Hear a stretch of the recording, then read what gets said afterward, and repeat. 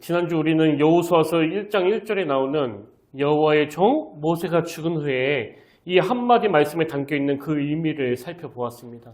그래서 이 지도자 모세의 죽음이 이스라엘 백성들에게 얼마나 치명적이었으면 성경에 30일이나 애곡했다고 기록하고 있는데, 지난주에 말씀드렸듯이 그들이 왜 절망했는가 보니까요, 백성들이 너무나 의지하고 믿었던 그 지도자, 그 혼란한 광야에서도 나침반 역할을 하던, 그 정확하게 길을 제시해주던 그런 위대한 지도자가 갑자기 죽은 거예요. 더군다나 그 시점이 가나안 정복 전쟁을 앞두고 있다 보니까 이게 그 미래에 대한 두려움으로 연결되었기 때문이다, 그런 말씀을 드렸습니다. 근데 하나님께서는 이 모세의 죽음으로 절망하는 백성들을 향해서 이건 부정적인 단절이 아니다, 이건 너희들에게 새로운 시대를 여는 긍정적인 사건으로 승화시켜야 된다, 그런 말씀을 하시는데요. 오늘은 두 번째 시간으로 여호수아서 1장 1절 뒷부분에 나오는 이 한마디를 가지고 말씀을 풀어가길 원합니다. 자, 여호수아서 1장 1절을 다시 한번 보십시오. 여호와의 종 모세가 죽은 후에 여호와께서 모세의 수종자 눈의 아들 여호수아에게 말씀하여 이르시되, 저는 이 대목이 참 감동이 되는데요. 먼저 제가 주목하는 게 뭐냐 하니까, 지금 하나님께서는 이 모세의 죽음이 이스라엘 백성들에게 너무 부정적인 일이 되지 않기 위해서, 절망으로 몰고 가는 일이 되지 않기 위해서 그 대안으로 여호수아라는 인물을 준비하셨다라는 겁니다. 근데 하나님이 이 여호수아를 언제부터 준비하셨냐면, 그 성경에 보면 이 여호수아가 제일 먼저 등장하는 내용이 그 출애굽기 17장에 나오는데요. 먼저 출애굽기 15장에 보면 이스라엘 백성들이 그 기적적으로 홍해를 건너가지고 막 감격에 겨워 하나님을 찬양하며 또 기뻐하는 장면이 나오거든요. 근데 17장으로 넘어가면 이제 이스라엘 백성들이 홍해를 건넌 지 얼마 지나지 않는 그 시점에서 아멜렉 족속에게 공격을 받습니다. 그래서 이스라엘 백성들이 이제 막 홍해를 건너가지고 아직 군사적으로 정비가 안 된 그 상황이니까요, 그 아멜렉 족속의 공격이 얼마나 그 당황이 됐겠냐고요. 그런 다급한 상황에서 지도자 모세가 이 공격에 대응하기 위해서 지휘관을 세우는데, 그 지휘관이 바로 여호수아예요. 자, 출애굽기 17장 8절 9절을 보십시오. 그때 아멜렉이 와서 이스라엘과 르비딤에서 싸우니라. 모세가 여호수아에게 이르되, 우리를 위하여 사람들을 택하여 나가서 아멜렉과 싸우라. 내가 내일 하나님의 지팡이를 손에 잡고 산 꼭대기에 서리라. 여호수아가 모세의 말대로 행하여 아멜렉과 싸우고, 그리고는 13절입니다. 여호수아가 칼날로 아멜렉과 그 백성을 쳐서 무찌르니라. 이렇게 아멜렉과의 전투에서 승리를 맛보게 되는데요. 근데 여기에서 중요한 게 뭐냐니까, 그 다음에 나오는 14절에서 하나님이 이런 후속 조치를 명하십니다.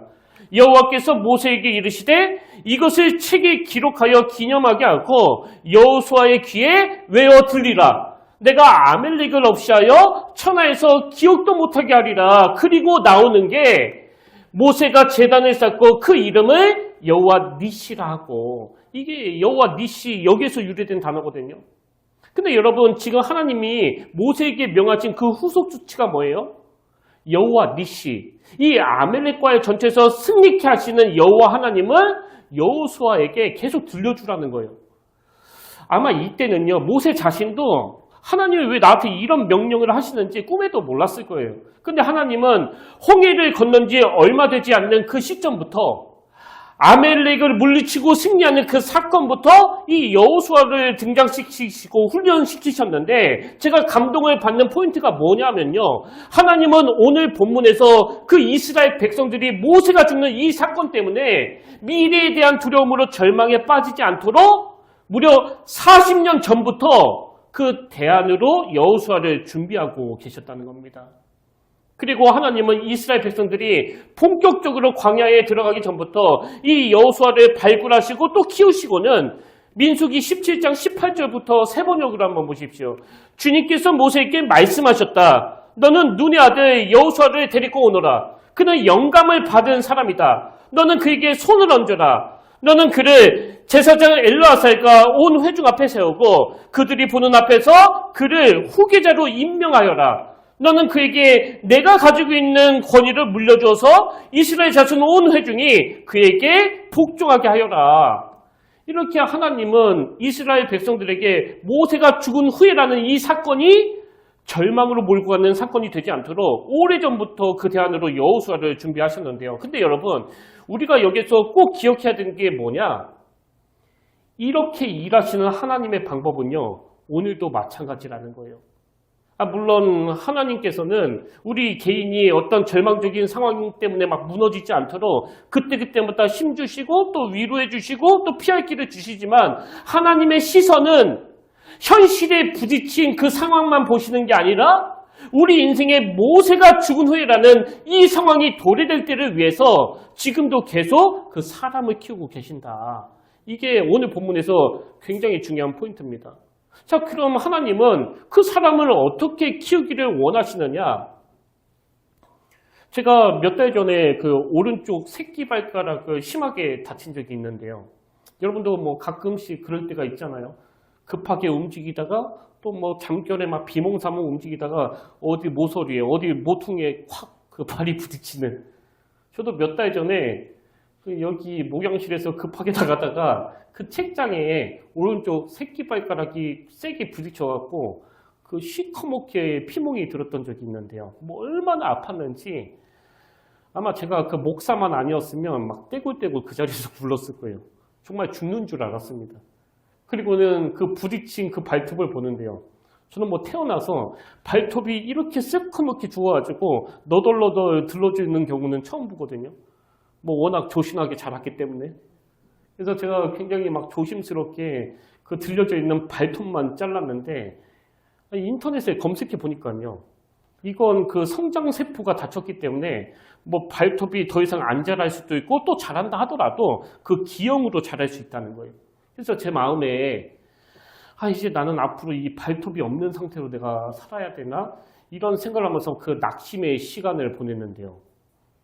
이제 제가 서서히 시간이 지나면서 이 발톱이 회복되는 과정을 보니까 참 신기한 게 뭐냐? 죽은 피가 서서히 빠지면서요. 그 아래쪽에서 다시 새 발톱이 자라고 있는 겁니다. 죽은 발톱이 새 발톱을 에워싸고 보호하는 그런 형식이더라고요. 그래서 제가 이 발톱을 볼 때마다 하나님 앞에 기도한 게 이거예요. 하나님, 죽은 발톱이 새 발톱을 보호해주는 것처럼 우리 평택교회가 이런 모습이 되기를 원합니다. 그래서 먼저 믿은 그 기존 신자들을 통해서, 먼저 믿은 우리 부모님들을 통해서 초신자나 우리 아이들의 믿음이 날마다 성장하고 성숙되어지기를 원합니다. 여러분, 제가 왜 그렇게 기도했을까요? 사람을 키우지 않는 그 교회는 쇠퇴의 길로 갈 수밖에 없잖아요. 그리고 이게 잘 이루어지지 않는 가정은 그 신앙의 대가 끊기게 되는 거 아닙니까? 그런 의미에서 오늘 여러분에게 정말 주님의 이름으로 부탁드리는데요. 이스라엘 백성들이 모세가 죽은 이후에 그 미래에 대한 두려움으로 혼미한 상태에 빠질까 봐 하나님의 오래전부터 이 모세를 통해서 여호수아를 키우고 계셨다면요. 저는 오늘 여러분이 교회에서 또 가정에서 하나님과 동역자가 되셔서 그 모세가 되어주시면 좋겠습니다. 새 발톱이 잘 자라도록 돕고 보호해주는. 제가 언젠가 그 신문에서 여러분이 잘 아시는 월트 디즈니 컴퍼니, 이 기업과 관련된 기사를 봤는데요. 그 내용이 뭐냐 하니까 여러분, 이 기업이요 1923년도에 설립이 됐는데 설립 100년 역사상 최대 위기에 직면했다는 거예요. 그럼 왜 월트 디즈니 컴퍼니가 최대 위기를 만났느냐? 그 기사에서 이유를 이렇게 분석하더라고요. 그건 초창기 정신을 잃어버렸기 때문이다. 그래서 제가 이 월트 디즈니가 초창기에 가졌던 그 정신이 너무 궁금해서 막 검색해 보니까요. 그 기업의 창업주인 월트 디즈니가 이런 말을 했다고 합니다. 웃음은 시대를 초월하고 상상력에는 나이 제한이 없으며 꿈은 영원하다. 이게 월트 디즈니 컴퍼니의 초기 정신이라는 거예요. 근데 이 100년이라는 세월이 지나면서 초기에 가졌던 그 정신을 잃어버렸기 때문에 지금 위기를 맞았다는 그 얘기거든요. 그래서 제가 지난주에 그 이건희 회장의 말을 인용하면서 그런 말씀을 드리지 않았습니까? 지금 우리 교회에 이미 다 얻었다 함이 아니다. 우리는 계속 전진해야 된다. 여러분, 제가 왜 그런 말씀을 드렸겠냐고요. 우리 교회도 시간이 지나면 지날수록 그 기업처럼 처음에 가졌던 그 열정, 처음에 가졌던 그 사랑을 잃어버릴 위험이 있기 때문 아닙니까? 그래서 새로 시작하자는 거거든요. 다시 말씀드려요. 이제 저와 여러분이 모세가 되어야 돼요. 그래서 초대교회가 가졌던 그 복음의 정신으로 돌아가서 사람을 키우고 사람을 길러내야 되는데 여러분 이 일을 우리가 왜 해야 되는 거예요? 하나님이 우리를 이 일에 동역자로 부르셨기 때문이거든요. 저는 우리 평택교회에서 그리고 여러분 가정에서 먼저 믿은 여러분을 통해서 이 시대를 향한 하나님의 대안이 많이 배출되기를 주님의 이름으로 축복합니다. 이렇게 하나님은 모세를 통해서 여호수아를 오래전부터 그 대안으로 준비하셨는데요. 이건 뭐 우리가 지난번에 나누었던 아브라함도 마찬가지 아닙니까? 저는 우리가 지난 시간에 나누었던 그 창세기 22장 말씀 중에 계속 제 머릿속에 여운으로 남는 한 장면이 있었는데요. 여러분 그 배경 다 아시잖아요. 하나님은 아브라함에게 처음에는 그 낮은 단계의 순종을 테스트하시다가 25년의 세월이 지난 다음에는 아들 이삭을 바치라는 고난도의 순종을 테스트하셨는데 놀랍게도 아브라함은 그 테스트에 합격을 했습니다. 그래서 제가 그때 이 말씀을 설명하면서 그 고난도의 테스트를 합격한 이 아브라함의 믿음도 참 귀하지만 이건 자녀 이삭을 향한 그 신앙 전수 차원으로 바라봐야 된다. 그런 말씀을 드렸는데요. 제가 왜 그런 말씀을 드렸는가 하면 자료에 보니까요. 이제 이 아브라함이 이삭을 바치러 하나님이 지정하신 그 모리아 산으로 나아갔는데 그때 이 이삭이 그 갓난아기가 아니더라고요. 어떤 학자는 만 16세라고 추정하기도 하고요. 또 어떤 학자는 그 당시 이삭의 나이가 30세가 훨씬 넘었다고 그렇게 추정을 하는데 뭐 이 둘 중에 뭐가 맞는지는 뭐 나중에 그 하나님 나라 가서 알아보면 되겠지만 한 가지 확실한 건 뭐예요? 그때 이삭은 자기 스스로가 생각하고 분별할 수 있는 나이였다는 거예요. 그래서 제가 그 장면을 막 상상해 봤는데요. 여러분도 한번 생각해 보세요. 다 아시지만 우리 나이로 그 16살이면 그 중학교 2학년 아닙니까? 그 중2병 굉장히 무섭잖아요. 그 애를 데리고 100살이 훨씬 넘은 아버지가 그 산에 올라갔어요.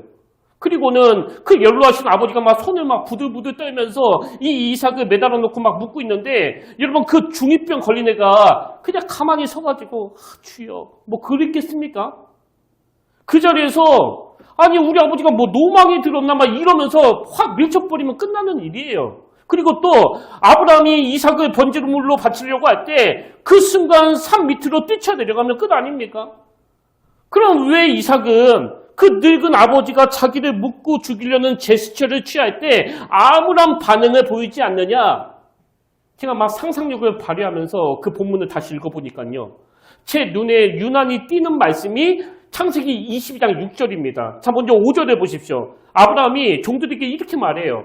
이에 아브라함이 종들에게 이르되 너희는 나귀와 함께 여기서 기다리라. 내가 아이와 함께 저기 가서 예배하고 우리가 너희에게로 돌아오리라. 지금 아브라함이 같이 온 종들에게 내가 아이와 함께 갔다가 함께 오겠다고 그러면서 너희들은 여기서 기다려라. 이런 지시를 내리는데요. 그 다음 6절에 보니까 아브라함이 이에 번제나무를 가져다가 그의 아들 이삭에게 지우고 자기는 불과 칼을 손에 들고 두 사람이 동행하더니 이번에 제 눈에 유난히 들어온 대목이 지금 아브라함이 아들과 함께 동행하더니예요. 그래서 제가 왜 이삭은 저항하지 않았을까 생각해 보니까요. 그 종들에게는 산 밑에서 기다리라고 하고 아버지와 아들 이 둘만 걸어가면서 나누었던 대화들이 그 결정적인 역할을 했을 거라고 생각해요. 그럼 무슨 대화를 나누었을까요? 모르긴 해도 저는 이런 이야기를 나누었을 것 같아요. 원래 너는 이 땅에 올 수 없는 인생이었거든. 왜냐하니까 나는 이미 그 당시에도 뭐 나이를 많이 먹었고 네 엄마는 그 생리가 끊어졌거든. 그래서 하나님의 놀라우신 능력 없이는 태어날 수 없는 존재가 바로 너인데 하나님께서는 그 약속을 신실하게 지키셨고 바로 그 약속을 지키신 하나님이 지금 너를 바치라고 말씀하시기 때문에 아까 아빠가 그 종들한테 한 말 너도 들었지. 하나님이 어떤 방식으로 인도하실지는 모르겠지만 우리는 반드시 같이 내려가게 되어 있어. 저는 그 아들 이삭한테 이 아버지가 경험한 여호와 하나님에 대한 믿음을 이야기했을 거라고 생각하거든요. 제가 왜 이런 생각을 하게 됐냐 하니까요. 이삭하고 저하고는 뭐 비교하는 것 자체가 어불성설이지만 공통점이 하나 있거든요. 그 공통점이 뭐냐? 저도 이삭처럼 어릴 때부터 우리 집안에 역사하신 그 하나님의 수많은 스토리들을 엄청 많이 들었다는 거예요. 여러분 설마 저희 어머니가 저에게 너 목사 되면 죽을 줄 알아? 그래서 제가 목사가 된 겁니까? 아니잖아요. 어릴 때부터 제가 계속 거부할 때마다 그 수많은 설득이 있었을 거 아니냐고요. 의수야, 엄마가 살아보니까 이 목회자만큼 복된 인생이 없더라. 그게 왜 축복인지 아니?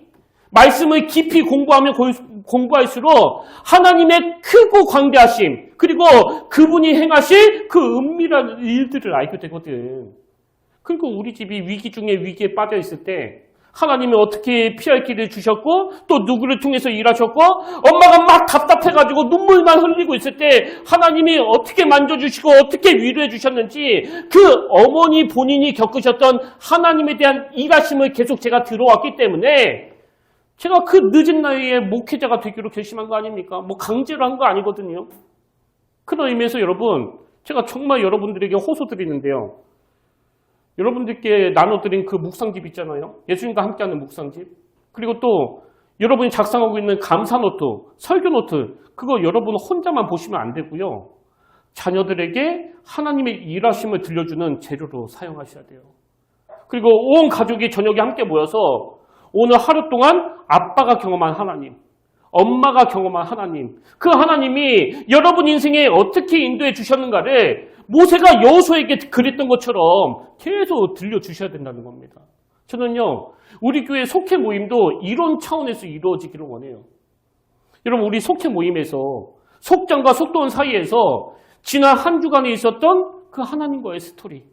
그래서 직장 생활할 때, 누가 나를 괴롭혔을 때, 가정이 막 당황스러운 일을 만나 두려움에 빠졌을 때, 결혼하고 나서 부부가 성격이 안 맞아서 갈등에 빠졌을 때 하나님이 어떻게 인도해 주셨는가에 대한 우리 성도님들의 많은 스토리가 끊임없이 들려줘야 그게 건강한 속회의 모임이라고 저는 생각하거든요. 여러분, 사실 아브라함이 그날 그 이삭과 동행하면서 그날만 그 이야기를 나눴겠냐고요. 그 이전서부터 아브라함이 자기에게 역사하신 여호와 하나님의 스토리를 얼마나 많이 들려줬으면 이삭은 그 늙은 아버지가 자기를 묻고 죽이려고 하는 그런 순간조차도 저항하지 않는 거예요. 그래서 성경에 보면 여러분 이런 구절이 되게 많이 나오잖아요. 아브라함의 하나님, 이삭의 하나님, 또 야곱의 하나님, 또 요셉의 하나님. 이게 뭘 의미하는 거예요? 기독교는 역사를 주관하시는 하나님에 의해서 계속 전승이 된다는 거예요. 근데 그 역사는 어떻게 전승이 되느냐? 입에서 입으로 전해지는 거거든요. 이야기로 전해지는 거거든요. 여러분 다시 말씀드려요. 가정 안에서 어떻게 해서든지 하나님과의 스토리를 나누는 그 시간을 마련하셔야 돼요. 우리 아빠에게, 우리 엄마에게 역사하신 그 하나님을 자녀들에게 계속 들려줘야 그 가정의 부모의 신앙이 전수된다는 겁니다. 그래서 지난번에 말씀드렸듯이 그 안티들은 아버지가 아들을 번제물로 바치는 이 사건에 대해서 뭐 잘 모르면 가만히나 있지. 그 이삭한테 얼마나 많은 트라우마가 생겼겠냐고 이런 이상한 소리를 해댔는데요. 그 아버지 아브라함과 더불어서 이삭이 경험한 게 그 여호와 이레 아닙니까? 창세기 22장 14절 아브라함이 그 땅 이름을 여호와 이레라 하였으므로 오늘날까지 사람들이 이르기를 여호와의 산에서 준비되리라 하더라. 여호와 이레가 뭐라고 그랬습니까? 육신의 아버지는 준비를 못해도 여호와 하나님은 준비해 주신다는 거거든요. 그래서 여러분도 잘 아시지만 이삭은요. 뭐 트라우마가 뭐예요? 오히려 여유롭고 넉넉한 그 양부의 대명사가 된 거 아닙니까? 이삭은요 안달복달하지 않아요. 우리가 살펴봤듯이 누가 시비를 걸면 이삭은 니 거 내 거 안 거리고 그냥 져버리는 거예요. 그리고 보면요 제 인생도 뭐 이삭급은 아니라 하더라도 그렇게 안달복달하지 않습니다. 왜? 원래 제 성격은 굉장히 급한데요. 우리 어머니로부터 우리 아버지로부터 우리 형제로부터 전수받은 그 수많은 스토리가 저의 스토리가 됐기 때문에. 그리고 여러분도 다 아시지만 제가 여기 그 평택교회에 와서 처음에는 막 굉장히 외롭고 또 괴롭고 이거 어떻게 해야 되나 그 두려움에 휩싸였는데 제가 6년 동안 경험한 게 바로 이 여호와 이레 아닙니까? 여러분도 목도하셨잖아요. 그래서 저는 여러분이 먼저 예수 믿는 자로서 또 부모로서 삶에서 이 여호와 이레를 많이 맛보게 되시기를 바라요. 그리고 여호와 하나님과 맞는 그 스토리를 나 혼자만 감동받고 나 혼자만 그 은혜를 누리는 게 아니라 모세처럼 초신자에게 우리 자녀들에게 흘려보낼 때 하나님이 어떤 상황에서도 요동치지 않는 믿음을 선물로 주실 줄 믿습니다. 이게 우리가 모세를 통해서 배워야 될 그 첫 번째 메시지고요. 그런가 하면 두 번째로 이번에는 우리가 여호수아에게 배워야 될 게 있는데 아까 제가 이 여호수아가 그 출애굽기 17장에 나오는 아멜렉과의 전투에서 처음 등장한다고 말씀을 드렸잖아요. 그리고 나서 하나님이 이 여호수아를 무려 40여 년 동안 훈련을 시키셨는데요. 그럼 여호수아가 받은 그 훈련이 무슨 훈련이냐는 거예요. 무슨 훈련? 저는 오늘 본문을 그 영적인 상상력을 가지고 막 묵상하다가 굉장히 흥미로운 한 가지를 발견했는데요. 자, 여호수아 1장 1절에 보면 되게 독특한 표현이 하나 나옵니다. 자, 다시 한번 보십시오. 1장 1절.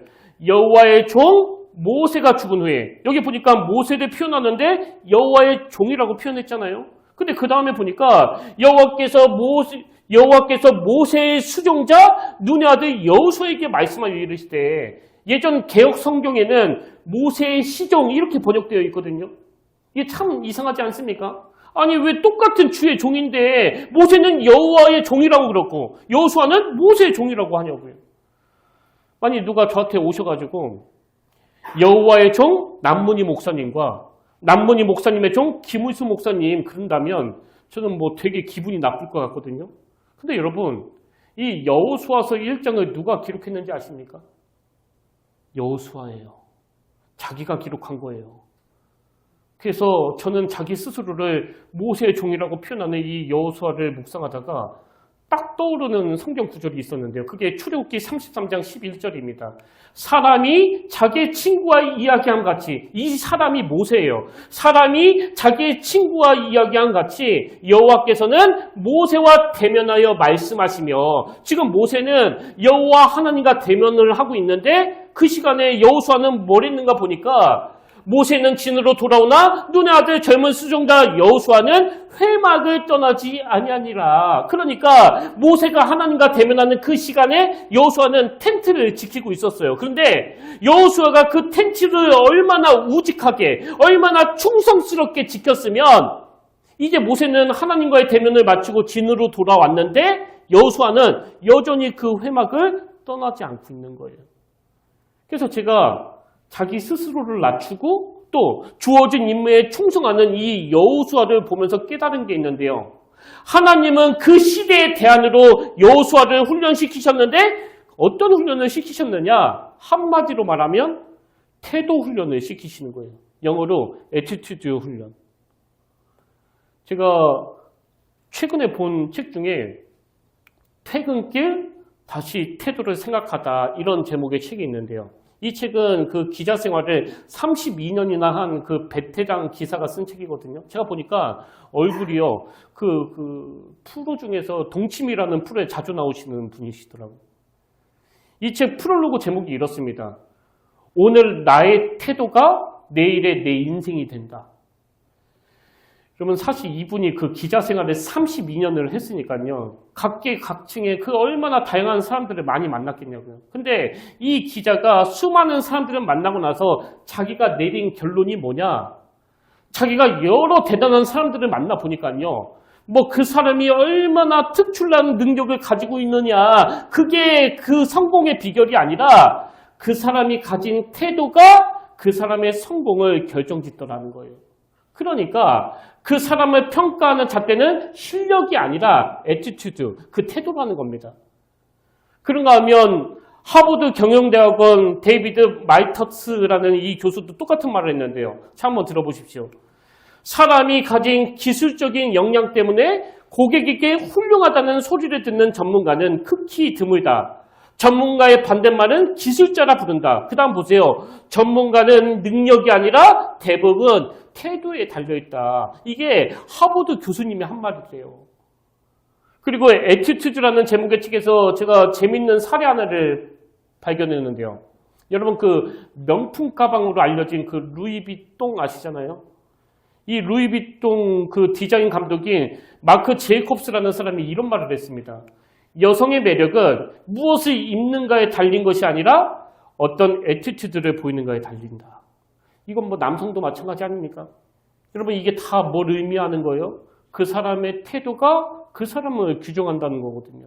그래서 하나님은 이 여호수아를 그 시대의 대안으로 지목하시고 무려 40여 년 동안 훈련을 시키셨는데 그 훈련은 어떤 기능 훈련이 아니라 바로 태도 훈련을 시키시는 거예요. 그럼 왜 하나님은 이 여호수아에게 태도 훈련을 시키시느냐? 하나님은요, 우리가 가진 능력보다 우리의 태도를 더 중요하게 보시는 분이거든요. 이게 하나님의 관심사예요. 그래서 제가 아까 그 여호수아 1장을 이 여호수아가 기록했다고 말씀을 드렸는데요. 저는 여호수아가 자기 스스로를 모세의 시종이라고 표현한 걸 보면서 베드로전서 5장 5절 6절이요. 젊은 자들아 이와 같이 장로들에게 순종하고 다 서로 뭘로 허리를 동입니까? 겸손으로 허리를 동이라. 하나님은 교만한 자를 대적하시되 겸손한 자들에게는 은혜를 주시느니라. 그러므로 하나님의 능하신 손 아래에서 뭘 하라고요? 겸손하라. 때가 되면 너희를 높이시리라. 여기 나오는 겸손으로 허리를 동이라. 이걸 세번역으로 보니까 이렇게 번역했더라고요. 모두가 서로 겸손의 옷을 입으십시오. 그래서 여러분, 세상은 그리고 세상 사람들은 겉으로 보여지는 우리의 능력, 우리의 재능, 또 우리가 입은 명품 옷을 보고 판단하지만 하나님은 우리의 태도를 더 중요하게 보시고 그 태도는 바로 겸손이라는 거예요. 근데 하나님은 왜 우리에게 겸손이라는 태도 훈련을 시키신다고요? 겸손해라. 때가 되면 너희를 높이시리라. 그래서 우리가 할 일은요, 하나님이 나를 높여주실 때까지 그 겸손의 자리에 있는 겁니다. 저는 오늘 결론을 이렇게 맺기를 원하는데요. 여러분, 하나님께 부르심을 받은 우리 모두는요, 이 두 가지 측면을 다 가지고 있어야 돼요. 그 첫 번째 측면은 사람을 키우는 입장에서 저와 여러분이 모세가 되는 거예요. 그래서 새 발톱이 잘 자랄 수 있도록 여러분이 경험한 하나님의 일하심을 계속 입술로 선포하셔야 되고요. 그런가 하면 두 번째 측면은 뭐냐? 내가 성장해가는 차원에서 저와 여러분이 여호수아가 되는 거예요. 그 겸손의 옷을 입은 여호수아처럼. 그래서 저는 디모데전서 4장 15절 말씀이요. 이 모든 일에 전심전력하여 너희 성숙함을 어떻게 하라고요? 모든 사람에게 나타나게 하라. 그리고 또 고린도후서 7장 1절. 그런즉 사랑하는 자들아, 이 약속을 가진 우리는 하나님을 두려워하는 가운데서 뭘 이룹니까? 거룩함을 온전히 이루어 육과 영의 온갖 더러운 곳에서 자신을 깨끗하게 하자. 저는 이 말씀들이 우리 교회의 2학기 목표가 되기를 원합니다. 그래서 여호와 이레를 경험한 아브라함의 믿음이 그 아들 이삭에게 전수되었던 것처럼, 또 여호와 니시를 경험한 그 모세의 믿음이 그의 후계자 여호수아에게 전수되었던 것처럼 여러분에게 나타나 보이셨던 그 하나님의 일하심이 여러분의 입술을 통해서 여러분 자녀들에게 전수되기를 바라고요. 여호수아가 그 위기 상황에서 하나님의 대안이 된 것처럼 우리 평택교회가 하나님의 대안이 되기 위해서 저와 여러분의 태도가 어제보다 오늘이 더 성숙해지고 오늘보다 내일이 더 거룩해지기를 주님의 이름으로 축원합니다. 그래서 저는 오늘 결단 찬양으로 찬송가 347장 허락하신 새 땅에 들어가려면 이 찬양 함께 부르길 원하는데요. 여러분, 허락하신 새 땅에 들어가려면 이게 뭘 의미하는 거예요? 꿈이 있다는 거예요. 목표가 있다는 겁니다. 그래서 그 다음 가사에 보니까 마음의 준비 다하여 힘써 일하세. 비록 모세는 죽었지만 여호수아 본받아 앞으로 가세. 이 찬양 부를 동안에 우리의 믿음이, 우리의 인격이, 우리의 태도가 하나님 앞에 더 성숙되어지고 더 거룩해질 것을 꿈꾸면서 함께 전진하면서 박수치면서 이 찬양 함께 부르기 원합니다.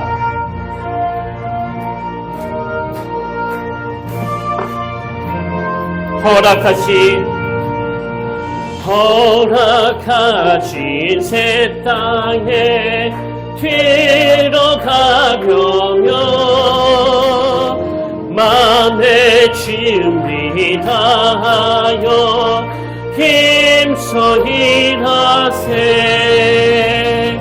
여호수아 본받아 앞으로 가세. 우리 거할 조선은 주님 품일세. 당해도 낙심 말고서 맘의 걱정 버리고 힘써 일하세. 여호수아 본받아 앞으로 가세. 우리가 핥혀서는 주님 품일세. 앞서가신 예수님 바라보면서 모든 마음을 아파요 힘써 일하세. 여호수아 본받아 앞으로 가세. 우리 거할 처소는 주님 품일세. 일할 곳이 아직도 많이 있으니 담대하게 나가서 힘써 일하세. 여호수아 본받아 앞으로 가세. 우리 거할 처소는 주님 4절 다시 한번 부릅니다. 일할 곳이 아직도 많이 담대하게 나가서 힘써 일하세. 여호수아 본받아 앞으로 가세. 우리 거할 처소는 주님 품에. 여호수아 본받아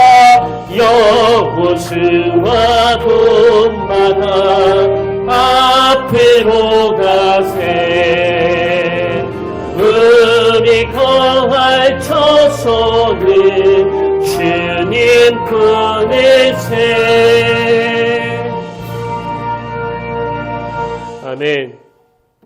살아계신 하나님 아버지, 모세가 죽은 이 사건이 절망으로 치닫지 않도록 하나님께서는 그 대안을 오래전부터 준비해 두셨는데, 그 대안이 사람을 키우는 일이고 그 일을 위해 우리를 부르셨다고 한다면, 하나님 우리 교회 안에 새 발톱을 보호하고 길러내는 모세 같은 인물이 많이 배출되도록 은혜를 부어주시기 원합니다.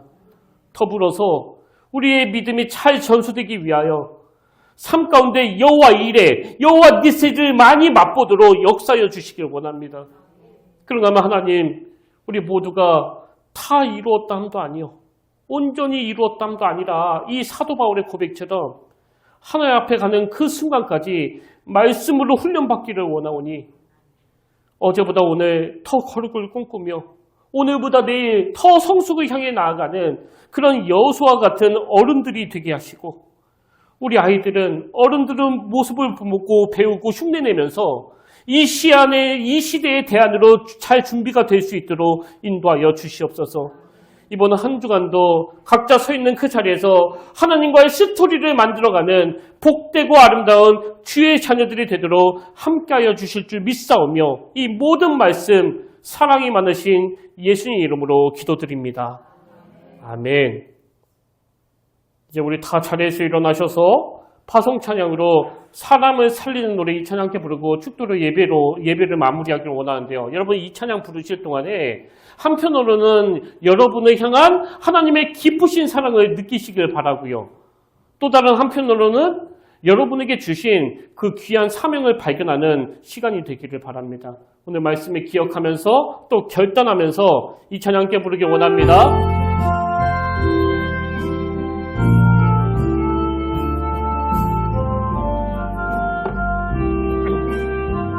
주 부르심 따라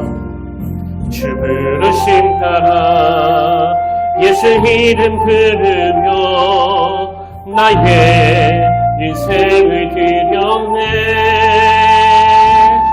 사람들 이해 못하고 결과 어떠하든지 주만 따라가기 원했네. 이제와 돌이켜보니 그저 부끄러울 뿐 모두 다 주의 은혜라. 벼랑 끝에 선간에 주의 손이 이끌어 여기까지 인도하셨네. 하나님 사랑 날 떠나지 않고 끝까지 사랑하셨기에 오직 예수와 십자가만 바라보면서 나의 생명도 아낌없이 드리기 원하네. 내 노래가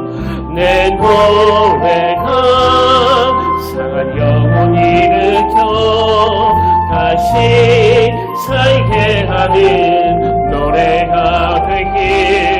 주 배울 때 착한 일뿐이라 칭찬받기 나 원한 하나님 사랑 날 떠나지 않고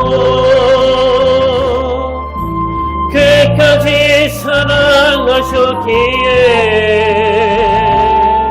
오직 예수와 십자가만 바라보면서 나의 생명도 아낌없이 드리기 원했네. 내 노래가 상한 영혼 일으켜 다시 살게 하는 노래가 되길. 주 배울 때 착한 일뿐이라 칭찬받기 나 원하네. 눈물로 복음을 씹으려 기쁨의 단거들이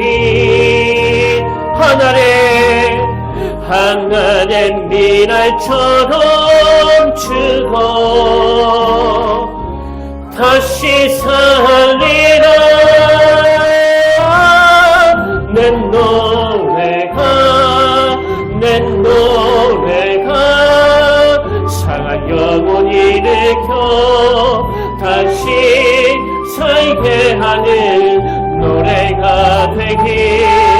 주 배울 때 착한 일뿐이라 칭찬받기 나 원하네. 칭찬받기 나 원하네. 칭찬받기 나 원하네.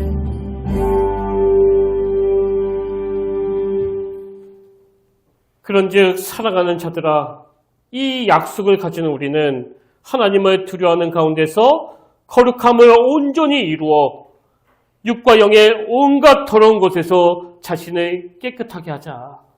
하나님, 이 말씀이 우리 평택교회 이악의 목표가 되기를 원하오니 이 악하고 더러운 세상에 영향을 받아 더럽혀지지 않도록 도와주시고 하나님의 동역자로 부르심을 받은 자들에게 우리가 밟는 그곳이 거룩한 땅이 되고 우리가 만나고 접촉하는 사람들마다 우리로 말미암아 깨끗해지며 우리 입술에서 나오는 모든 말들이 하나님께는 영광이 되도록 인도하여 주시옵소서. 이제는 우리 주 예수 그리스도의 은혜와 하나님 아버지의 다음없는 사랑과 성령님의 감동, 감화, 위로, 교통, 충만하심의 역사가 오늘 주신 말씀이 내 인생의 도전이 되고 내 가정의 도전이 되고 우리 평택교회와 한국의 모든 교회들마다 도전이 되어 거룩과 성숙을 향하여 꿈꾸며 달려가기로 다짐하며 예비하는 모든 주의 자녀들 머리 위에 지금부터 영원토록 함께 하시기를 간절히 축원하옵나이다.